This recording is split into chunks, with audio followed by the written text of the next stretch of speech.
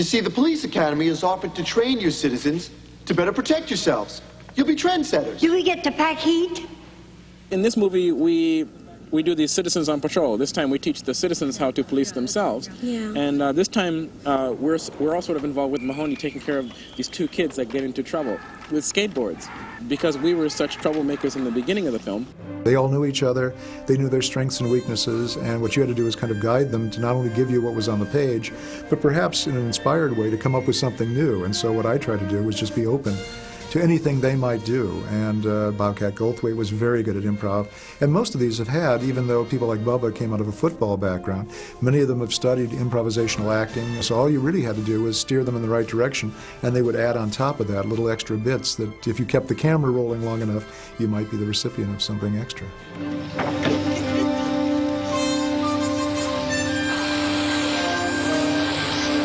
The same with Steve. Steve, it's very difficult to be, as we call it, the Mary Tyler Moore character, the one who's always the straight arrow and the guy who's there, and he would find humorous moments that were not in keeping with what was just purely written for the scenes. He would actually find moments, usually with looks and things, that would help in adding to the comedy. Yeah, it was a football field. We shot that down in the Orange Bowl. And I remember Stanford was playing, well, I can't remember who they were playing, and I remember Stanford was playing because their band came out at halftime and just, you know, they did the Stanford band thing, which is running willy-nilly all over the field. But I was very, very excited by the prospect of playing this because we had, I think, 80,000 people in this football stadium, and they gave us like a 3 or 4 minute window. And Jim Drake had set up cameras everywhere. There were like 8 cameras on every angle because we had one shot at it. And then once that was over, the game was going to start and we're moving on.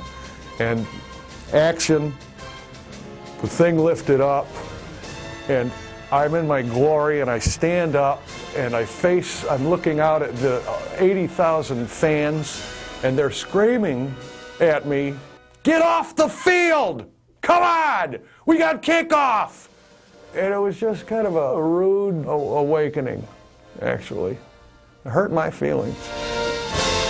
In the scene where they put the dreadlocks on, Bubba does, and it's one, and Bubba did not, he said, "Well, I don't understand what's here because it says he just chants." I really wanted to get something because we were shooting it the next night, and we came up with that yama, yama, yama, yama. Yama, yama, yama, yama. Hey, don't let his voodoo mumbo jumbo scare you. It actually got a big laugh, even though he didn't know what he was doing, and in essence it wasn't written. So it's something we discovered there while we were out in the set. And of course, David Spade, you know, they could all add their own little sidelines there because they were having a wonderful time, and just everybody was interacting as well as they were.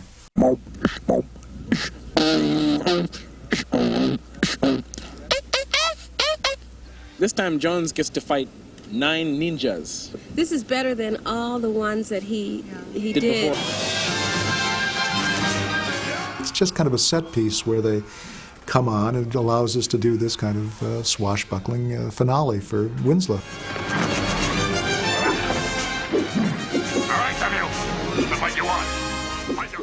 It's a replica of a fighting ship from 1789. Is that what that was? Yes, it's a replica of a fighting ship called the Rattlesnake.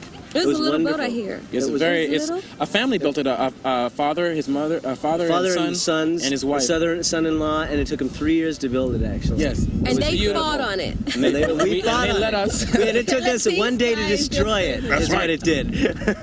Don't want to, you must stop. Barney? I dive in the water, and I have to search for this little tiny box in the middle of this humongous pool. I find it, I get on the box, I stand up, and I say, "Now, who's gonna save me?" Oh, yeah! When those guys dove in the water, I was hysterical, and I had to swim. You know when you're laughing so hard you can't get your breath? Hey, this sucker's not loaded. Oh, Billy Bird was wonderful because she was truly the little old lady from Pasadena and made what we wanted out of this. She's a woman of late years. She's Billy's somewhere between 70 and a million. How about letting me squeeze off a few rounds of that baby? So they made her my new partner. And she likes guns just like Tackleberry does. She's just like an elderly Tackleberry. Kick. She's great. Damn, that was fun.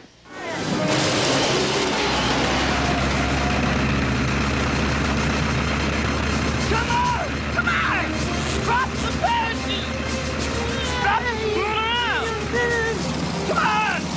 Drop the parachute! Come on! If he doesn't want to do it, don't force him! We have a big ending with airplanes and hot air balloons. And I got to spend several weeks going up in old World War I airplanes and going up in hot air balloons in this beautiful autumn countryside in Canada. I'm afraid of heights, but I got over it because these guys were so great. One of the balloons had Captain Harris, G.W. Bailey, and myself in it, and we were chasing another hot air balloon.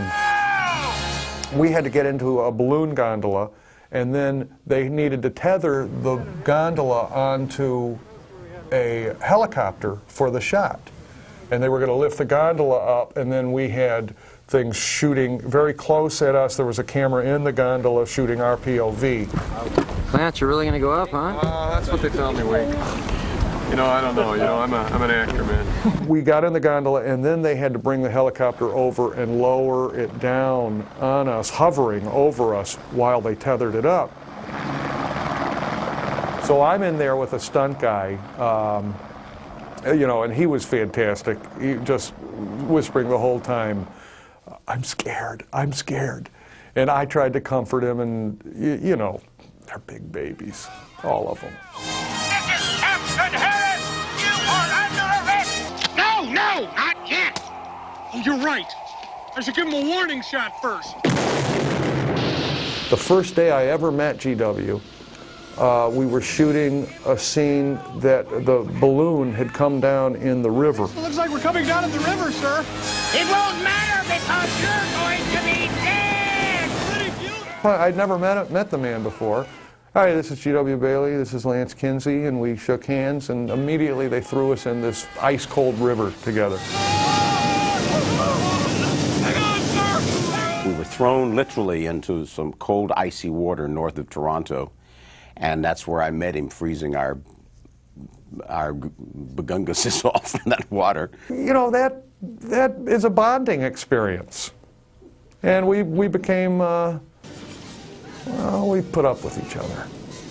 I'm very proud to say he's been one of my closest friends ever since.